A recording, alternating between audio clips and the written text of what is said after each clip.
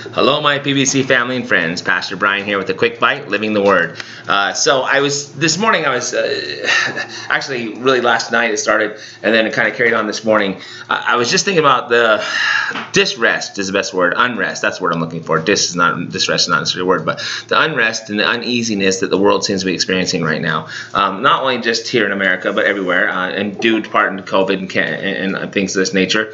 But also, I think about even just the general unrest that the world is experiencing. And of course, here in America, we're dealing with a bunch of other geopolitical things and stuff like that are hard to handle sometimes, and you get a little bit overwhelmed by them.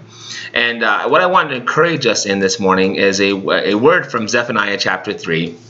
As the Lord is writing to them or speaking to them, and this is a prophecy in part about the end days. But the point of the matter is what I wanted to share with you is a verse out of there to encourage us today, because we have a big God and a God who absolutely loves us. And so I want to share with you a verse from that, if you would. And so if you want to turn to Zephaniah chapter 3, let's look this morning at verses 16 and 17 together.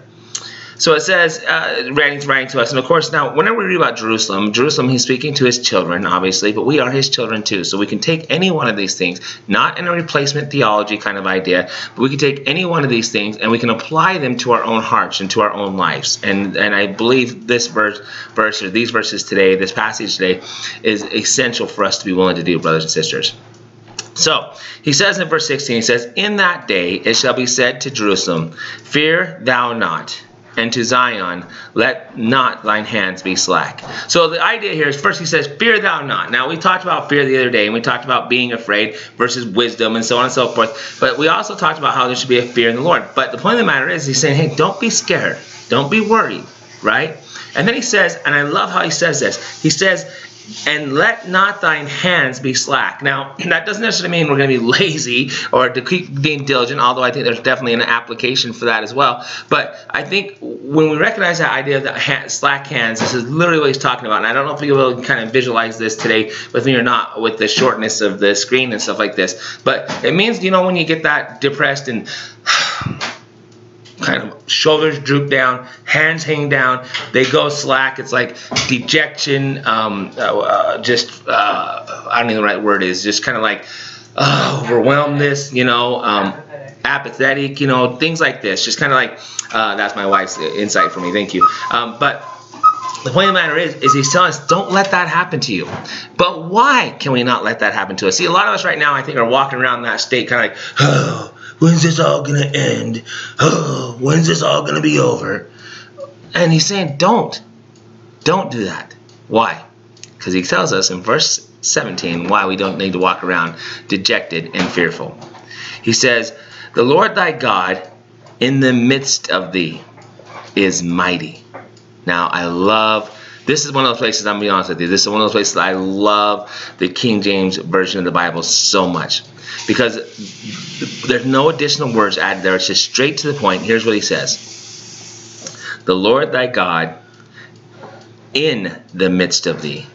Doesn't even add the word "is" in the midst of thee. The Lord thy God in the midst of thee. In other words, that's a present tense. He's there right now. Right? Don't think that he's not even close. Don't think that he's gone. Don't think he's not there. He's in the midst of thee. And he's mighty. Oh, we serve a mighty God, brothers and sisters. And he's on the throne. He's in control.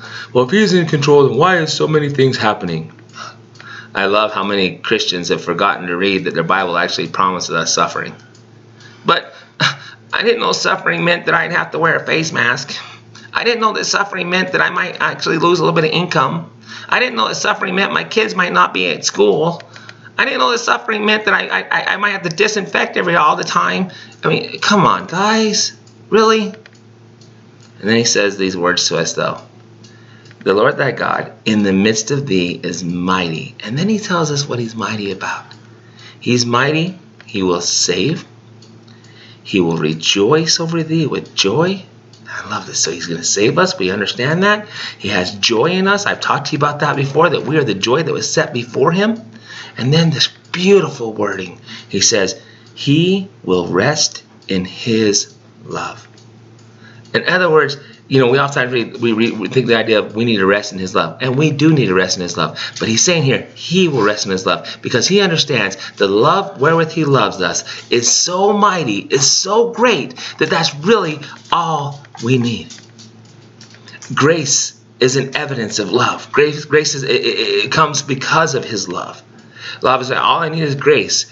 All we really needed is his love, because his love brought us his grace. Right? God commended his love and towards us that while we were yet sinners, Christ died for us. And he rejoiced over thee with singing. It's the end of that verse. So brothers and sisters, I'm encouraging you this morning. I'm encouraging you today. Don't walk around dejected. Don't let your hands go slack. This is so overwhelming. This is so bad. Because the God we serve in the midst of us is mighty. I love you. We love you. He loves you. And God's got this.